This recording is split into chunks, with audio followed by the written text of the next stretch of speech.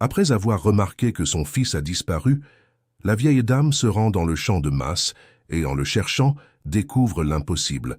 Les baskets n'étaient pas là où elles se trouvaient toujours. C'était un petit détail, presque bête, mais ce fut le premier signe que quelque chose était différent ce matin-là.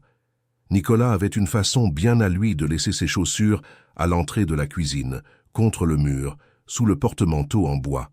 Tous les jours, c'était ainsi, sans variation. Et ce matin-là, lorsqu'elle passa par l'entrée pour allumer le feu, l'emplacement où les baskets devaient se trouver était vide. Elle s'arrêta au milieu du couloir. Elle regarda le sol comme si elle allait trouver une explication dans ce vide. Puis elle se rendit dans sa chambre. Le lit était fait. Pas froissé comme celui de quelqu'un qui se lève rapidement et jette la couverture par-dessus à la hâte, fait avec soin, drap tendu, oreiller à sa place. La fenêtre fermée. Le vieux téléphone portable qu'il laissait toujours sur la commode n'y était plus. Elle retourna dans la cour, appela son nom avec cette voix que les années avaient rendue plus rauque, mais qui portait encore une force surprenante. Le son se perdit entre les hautes rangées du champ de maïs desséché qui entourait la maison sur 3 côtés, ces pailles jaunes et craquantes qui se balançaient même sans vent. Elle appela de nouveau. Rien. La vieille camionnette qui se trouvait à côté de la grange avait elle aussi disparu. C'est là que sa poitrine se serra d'une manière différente. Nicolas était revenu 6 mois plus tôt, après que sa séparation s'était terminée comme elle s'était terminée, sans grand bruit mais avec un poids énorme, qu'il portait sur le dos et qu'elle avait reconnu dès le premier jour, parce qu'elle connaissait cette façon de marcher de quelqu'un qui porte trop de choses. Elle n'avait pas posé beaucoup de questions. Elle savait que forcer la conversation ne servait à rien. Les choses sortent quand elles sont prêtes, et plus on les brusque, plus la personne se referme. Elle l'avait appris en 70 ans de vie, appris de la manière la plus dure qui soit. Mais au cours des 3 dernières semaines, elle avait remarqué quelque chose qui ne cadrait pas. Nicolas rentrait tard du fond de la propriété, avec des vêtements d'une couleur qui n'était pas seulement celle de la poussière. C'était de la terre mouillée, de la terre retournée, cette teinte rougeâtre que le sol prend quand on creuse profond, sur une terre qui était sèche depuis des mois. Elle avait trouvé cela étrange, mais elle n'avait pas posé de questions. Elle avait imaginé qu'il réglait un problème de plomberie, qu'il réparait quelque chose au fond du terrain sans le dire, comme c'était sa façon de faire. Mais voilà qu'à présent, les baskets avaient disparu. La camionnette avait disparu. Et le lit était fait avec un soin qui ressemblait à un adieu. Elle prit ses sandales, traversa la cour encore fraîche de ce matin et entra dans le champ de maïs. Le sol craquelé par la sécheresse craquait sous ses pieds nus. Elle avait oublié ses sandales à l'entrée sans s'en rendre compte, comme elle le faisait souvent quand sa tête était ailleurs. Les feuilles des plantes faisaient un bruit sec et triste à chaque pas. Le soleil n'était pas encore tout à fait levé, mais il chauffait déjà la nuque. Elle marcha sur le sentier étroit que Nicolas avait ouvert au cours des dernières semaines, celui qui menait au fond de la propriété, là où le terrain descendait un peu et où la terre devenait plus rougeâtre. Monsieur Pierre disait toujours que c'était là que la terre était la plus généreuse. Elle n'avait jamais vraiment compris ce qu'il voulait dire par là. Elle allait le comprendre ce jour-là. Lorsqu'elle arriva à la clairière que les plantes formaient au point le plus bas du terrain, elle vit. Au milieu du champ de maïs sec, il y avait un trou. Ce n'était pas n'importe quel trou. Il était énorme, assez large pour que 2 personnes y tiennent côte à côte à l'aise, et assez profond pour que l'obscurité, là en bas, ne laisse pas voir le sol avec la moindre netteté, même avec la matinée qui s'éclaircissait déjà autour d'elle. La terre rouge était éparpillée autour en monticules irréguliers, et la houe gisait à terre juste à côté, son manche en bois encore encrassé par l'usage. Bernadette resta plantée au bord de ce trou, bouche bée, le cœur battant irrégulièrement. Cela n'avait pas été fait en une nuit. Ça n'avait pas été fait en 2 jours. Ça avait pris des semaines, et ça avait été fait par des mains qu'elle connaissait depuis qu'elles étaient assez petites pour tenir dans les siennes. Elle essaya de comprendre ce qu'elle voyait. Son esprit passa en revue toutes les possibilités, des plus simples à celles dont elle ne voulait même pas s'approcher. Mais rien ne collait. Qu'est-ce qu'un fils fait avec une houe au fond d'un champ de maïs sec pendant des semaines, sans rien dire à sa propre mère? C'est alors qu'elle vit, tout près du bord, à moitié cachée par une motte de terre desséchée, une boîte en métal. Elle connaissait cette boîte. Rouillée sur les bords, le couvercle fermé par une lanière de cuir si vieille que les bords s'effilochaient. Elle avait déjà vu cette boîte. Elle était au fond de l'armoire de la chambre des parents, derrière des boîtes à chaussures, oubliées sous une pile de vieilles couvertures. Pierre avait toujours dit que ce n'était que de vieux papiers, des choses sans importance. Elle ne l'avait jamais ouverte parce qu'elle n'avait jamais pensé en avoir besoin. Les genoux protestant contre le sol dur, elle se baissa et prit la boîte à deux mains.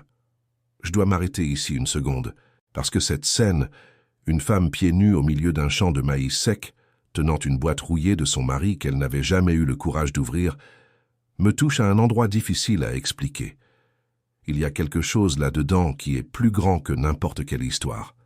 La lanière se détacha facilement, comme si la boîte avait été ouverte récemment. Le couvercle grinça. À l'intérieur, un plastique épais plié autour de quelque chose, de ceux qu'on utilise pour protéger les documents de l'humidité.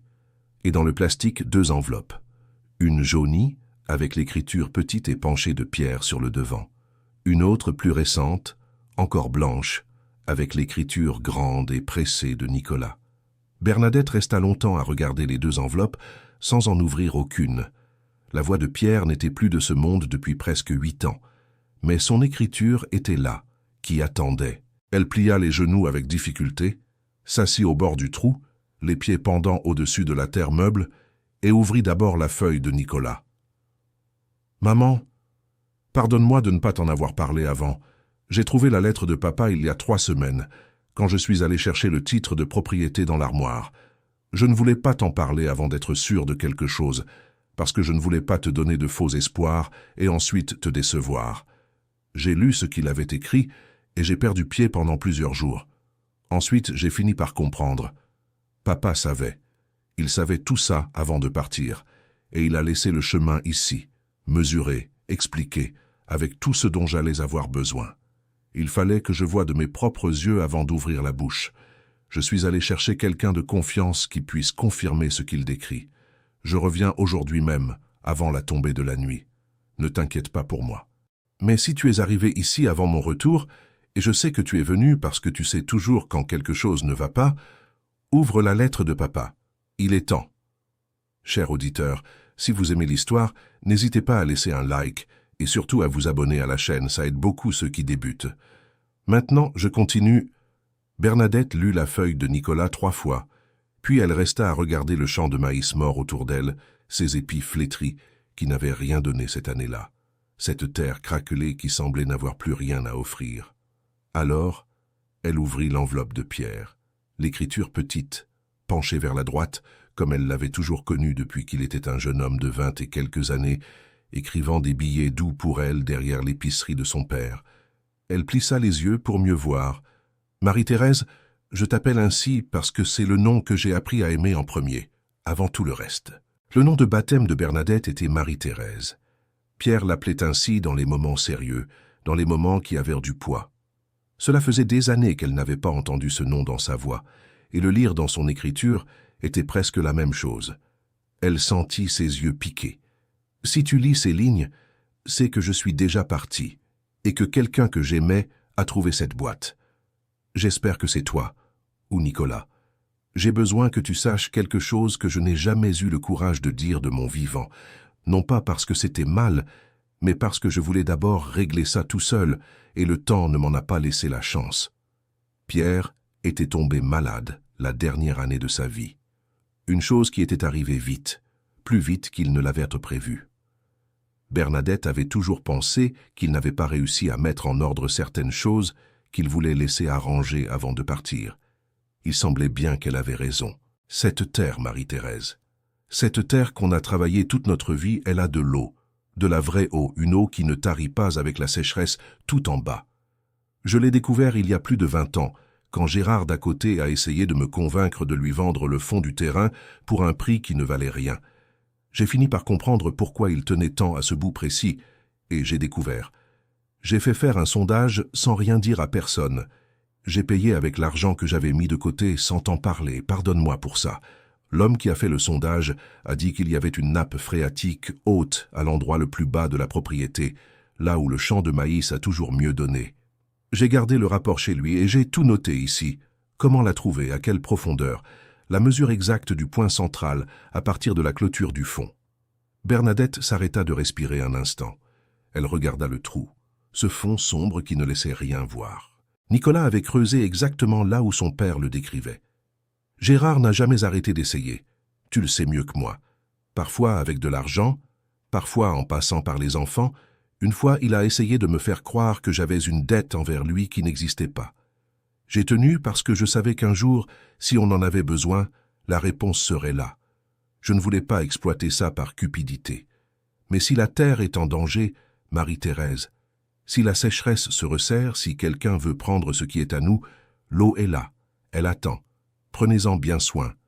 La lettre se terminait par une phrase. Je t'aime. Je t'ai toujours aimé de la façon dont je sais aimer, qui n'est pas parfaite mais qui est entière. Prends soin de Nicolas. Bernadette replia la lettre lentement, avec cette précaution de quelqu'un qui a peur d'abîmer le papier. Elle resta assise là, au bord de cet énorme trou que son fils avait creusé en silence pendant des semaines, et laissa les larmes couler sans rien faire pour les retenir. Elle n'avait plus l'âge de faire semblant que les larmes étaient une faiblesse. Elle ne sut pas exactement combien de temps elle resta ainsi. Le soleil était déjà plus haut quand elle entendit des pas entre les plants. Madame Colette apparut entre les rangées du champ de maïs avec cette expression de quelqu'un qui est venu parce qu'elle a senti qu'il le fallait. Une chose qui n'arrive qu'entre deux personnes qui se connaissent depuis 50 ans. Colette avait 72 ans, des cheveux entièrement blancs retenus en un chignon semblable à celui de Bernadette, et cette façon directe de parler qui n'avait jamais changé depuis l'époque où elles étaient jeunes filles et marchaient ensemble sur le chemin de terre après la messe. « J'ai vu la camionnette de Nicolas partir de bonne heure avec un homme que je ne connais pas, » dit Colette sans préambule, en regardant autour d'elle. « J'ai pensé à toi toute seule ici, et j'ai décidé de venir. Mais qu'est-ce que c'est que ça ?» Elle regarda le trou, les yeux grands ouverts. Bernadette ne répondit pas tout de suite. Elle tendit les 2 feuilles à son amie. Colette lut debout, les lunettes au bout du nez, le visage qui changeait au fil de la lecture. D'abord une confusion silencieuse, puis une surprise qui lui ouvrit les yeux, et enfin une colère contenue que Bernadette connaissait bien, celle que Colette gardait quand elle ne voulait pas exploser devant personne.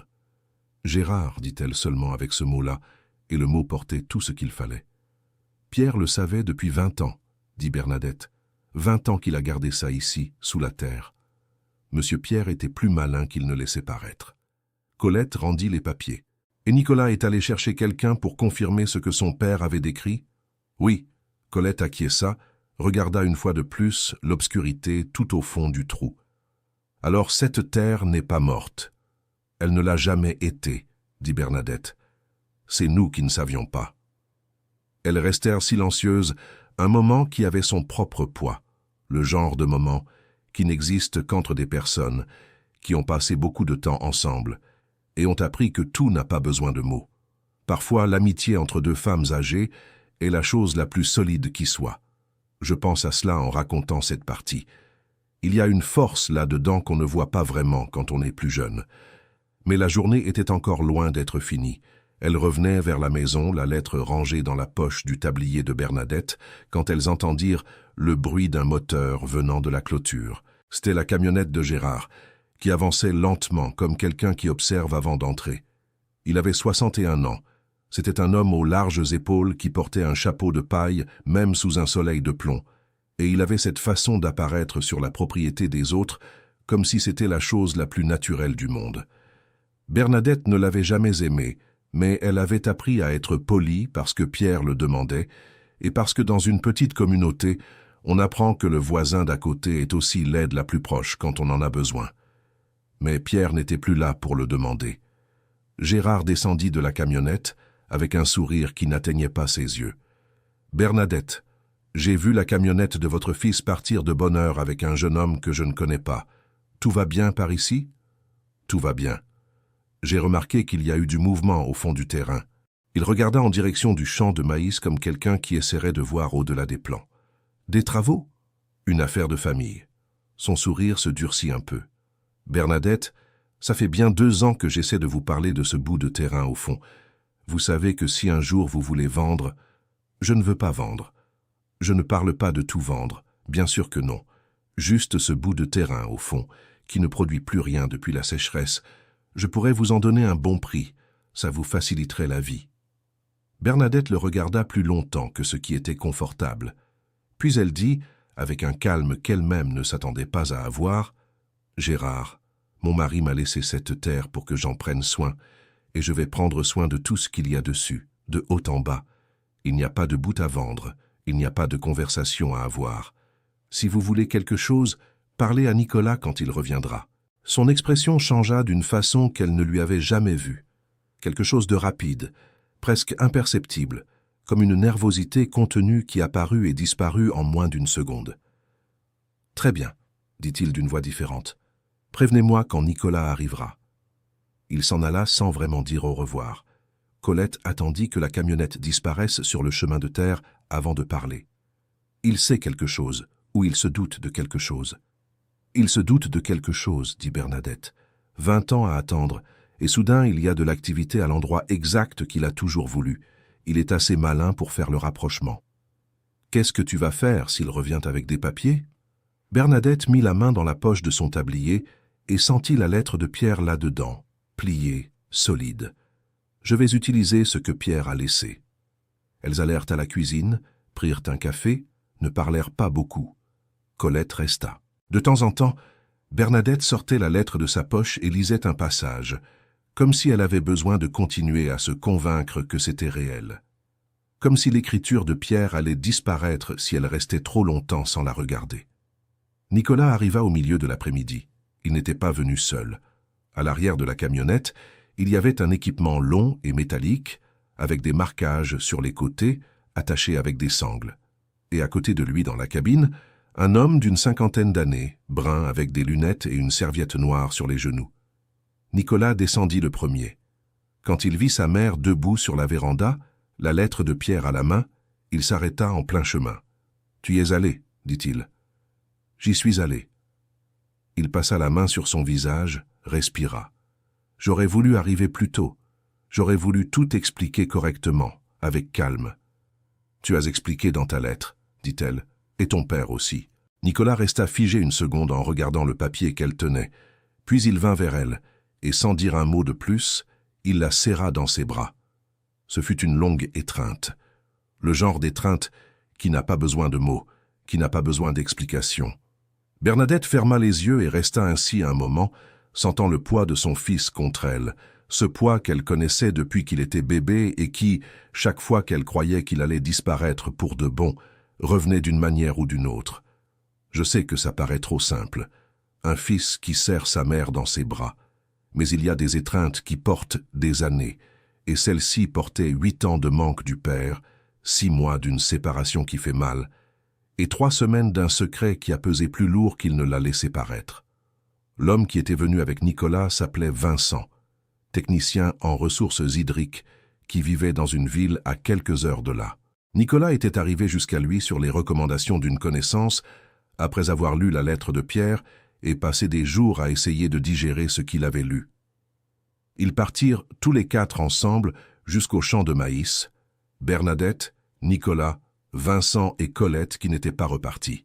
Chers auditeurs, si vous aimez l'histoire, profitez-en pour laisser un like et surtout vous abonner à la chaîne. Cela aide beaucoup ceux qui commencent. Maintenant, je continue. Vincent regarda le trou, prit des mesures avec un instrument qu'il sortit de sa sacoche, compara avec les notes que Pierre avait laissées dans la lettre, resta accroupi un long moment en silence, faisant des calculs dans un petit carnet. Puis il se releva, retira ses lunettes, les essuya sur sa chemise et dit « L'homme qui a fait le sondage il y a 20 ans savait ce qu'il faisait. La nappe phréatique est là. Avec l'équipement que j'ai apporté, on peut y accéder en 2 jours de travail. » Colette lâcha un petit « Dieu merci » qui valait plus qu'un discours. Nicolas regarda sa mère. « Si ça marche, maman, on n'aura plus à dépendre seulement de la pluie. On pourra irriguer, on pourra diversifier les cultures. Cette terre peut devenir autre chose. »« Je sais, » dit-elle. « Ton père le savait avant tout le monde. Pourquoi ne l'a-t-il jamais fait ?» Bernadette prit le temps de répondre. Elle regarda le champ de maïs desséché autour d'eux, cette terre craquelée, ces plantes qui avaient lutté toute l'année sans avoir ce dont elles avaient besoin, parce qu'il avait peur de créer de l'espoir avant d'être certain, Ton père était comme ça. Il préférait porter le poids seul, plutôt que de risquer de décevoir les autres. Il croyait que protéger, c'était comme ça. » Nicolas resta à regarder le sol. « Ce n'est pas le cas, » dit Bernadette, mais c'était sa façon à lui. Vincent commença le travail le lendemain matin de bonne heure. Nicolas resta à ses côtés tout le temps, l'aidant comme il pouvait, apprenant ce qu'il ne savait pas. Bernadette allait et venait. Elle apportait de l'eau, apportait à manger, parfois s'asseyait sur une souche de bois tout près et restait juste à regarder, sans arriver à rester éloignée. Ce fut à la fin du premier jour de travail que Gérard réapparut, cette fois avec un papier à la main. C'était un accord ancien, reconnu à l'office notarial avec la signature de Pierre. Le document disait que si la famille décidait de vendre ou de faire tout type d'exploitation commerciale de cette partie de la propriété, Gérard aurait un droit de préférence et devrait être consulté avant toute démarche. Nicolas blêmit en lisant. Gérard observa son visage avec une expression qui frôlait la satisfaction. « Ce n'est rien de compliqué, » dit-il de cette voix de quelqu'un qui se montre raisonnable quand il ne l'est pas. « C'est juste un document qui garantit mes droits. Toute exploitation que vous ferez là-bas, je dois être prévenu et consulté, c'est la loi. » Nicolas tendit le papier à sa mère sans rien dire. Bernadette lut lentement. L'écriture était celle de Pierre, la reconnaissance était légitime. La date remontait à 23 ans. Elle relut, puis elle sortit la lettre de la poche de son tablier. Gérard regarda l'enveloppe jaunie avec une expression qu'elle ne parvint pas à déchiffrer. Bernadette ouvrit la lettre de Pierre sur place, devant tout le monde, et chercha le passage qu'elle avait relu le plus souvent depuis qu'elle l'avait trouvé. Lorsqu'elle le trouva, elle lut à voix haute, sans se presser. « Gérard m'a fait signer un papier de préférence d'achat, il y a de nombreuses années, en disant que ce n'était qu'une formalité amicale entre voisins, que je pouvais l'annuler quand je voulais. Je ne me suis pas rendu compte sur le moment que le papier ne comportait pas de clause d'annulation. Ensuite, je suis allé voir un avocat dans une ville voisine, et j'ai appris que ce genre de document n'a de force que si je décide de vendre. Si j'utilise la terre, si j'exploite ce qu'elle contient sans la mettre en vente, le papier ne vaut rien. Il a essayé de me retenir, mais il n'est pas arrivé à ses fins. » Le silence qui suivit eut une qualité différente des autres silences de cette journée. Gérard garda les yeux rivés sur l'enveloppe que Bernadette tenait. Elle vit en lui quelque chose qu'elle n'avait jamais vu auparavant chez cet homme, ni colère, ni menace, mais la lente défaite de quelqu'un qui avait attendu plus de 20 ans, quelque chose qui ne serait jamais à lui et qui ne le comprenait clairement que maintenant. Nicolas parla le premier avec un calme que sa mère reconnut comme le calme de quelqu'un qui se force à ne pas perdre le contrôle. « Vous avez entendu ce que ma mère a lu. Le document parle de vente ou d'exploitation commerciale. On ne va pas vendre. Et ce qu'on va faire ici, c'est utiliser notre terre pour notre propre usage. Si vous avez un doute, consultez un avocat. Mais vous entendrez la même chose que le père de ma mère a entendu il y a 20 ans. » Gérard resta immobile quelques secondes de plus. Puis il prit le papier des mains de Nicolas, le plia, le fourra dans sa poche et s'en alla sans dire un mot. Colette attendit que la poussière de la route retombe avant de dire quoi que ce soit. « Cet homme ne reviendra plus. »« Non, il ne reviendra pas, » acquiesça Bernadette. Et il ne revint pas. Vincent travailla 2 journées entières. Le deuxième jour, en fin d'après-midi, alors que le soleil disparaissait à l'horizon et peignait le ciel de cette couleur dorée que la campagne prend, quand elle veut être vraiment belle, il appela Nicolas. Bernadette était assise sur une souche de bois lorsqu'elle entendit un bruit différent venant du fond du champ de maïs. Un son qu'elle n'avait jamais entendu sur cette terre pendant les 70 ans qu'elle y avait vécu. Un bouillonnement sourd, presque timide, comme quelque chose qui se réveillait après avoir dormi très longtemps. Nicolas apparut en courant entre les plantes sèches, couvert de terre jusqu'au coude, les yeux brillants d'une façon qu'elle ne lui voyait plus depuis plus longtemps qu'elle ne pouvait se souvenir. « Maman, elle est là. » Elle y alla. Elle resta au bord de ce même trou où elle s'était assise, quelques jours plus tôt, la lettre de Pierre entre les mains, le cœur serré. Et elle regarda en bas. Au fond, là où il n'y avait auparavant que l'obscurité, de la terre rouge et un silence qui semblait définitif, il y avait de l'eau. Pas beaucoup. Pas une rivière, un mince filet d'eau claire qui montait avec une patience qui semblait dire « J'ai toujours été là. C'est nous qui avons dû apprendre à chercher. Bernadette resta longtemps à regarder sans pouvoir parler. Puis elle sortit la lettre de sa poche. Elle l'avait portée avec elle depuis qu'elle l'avait trouvée. Elle n'allait pas s'en éloigner, et elle la tint à deux mains.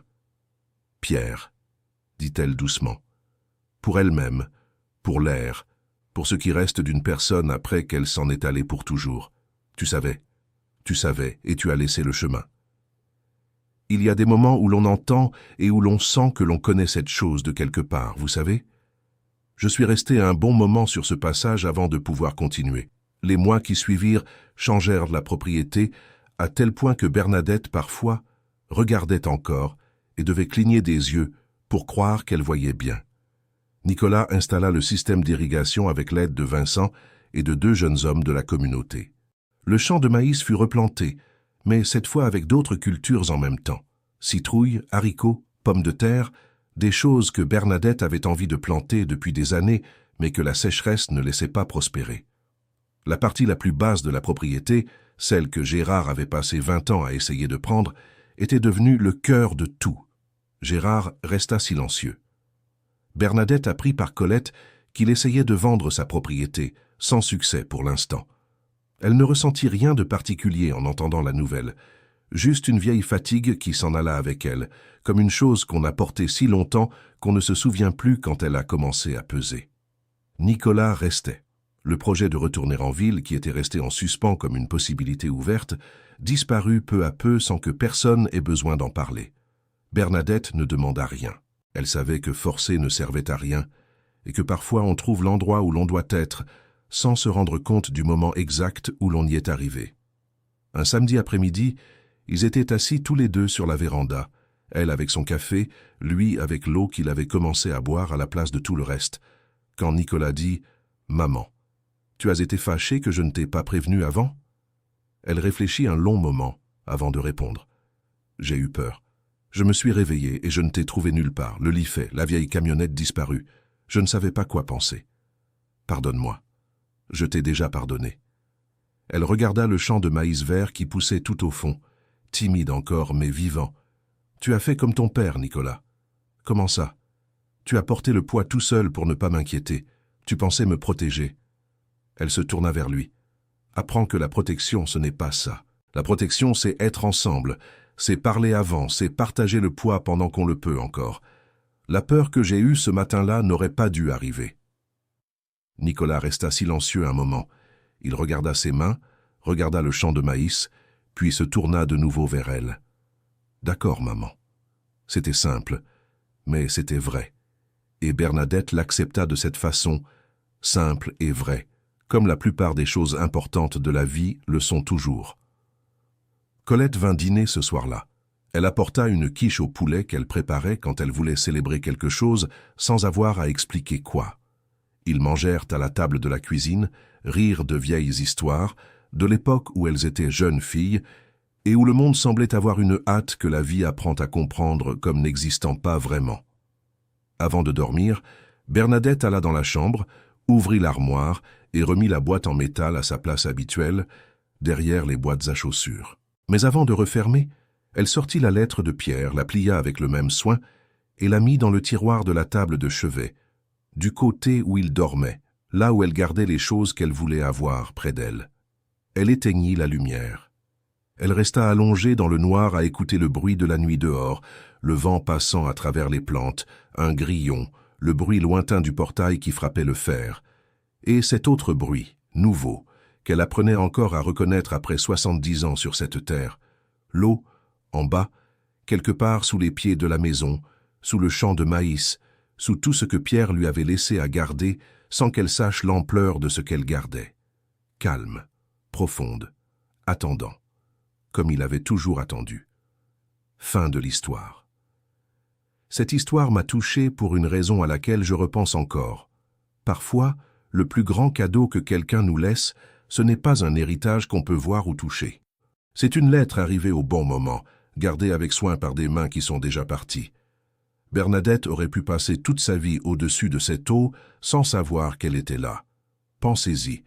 Maintenant, dites-moi en commentaire ce que vous avez pensé de cette histoire et d'où vous regardez. Pensez-vous que Bernadette aurait dû ouvrir cette boîte plus tôt, Ou Pierre avait-il raison d'attendre le bon moment? J'adorerais lire ce que vous en pensez. Merci beaucoup pour votre compagnie jusqu'ici. N'oubliez pas le like et le plus important, abonnez-vous à la chaîne pour ne pas rater les prochaines histoires.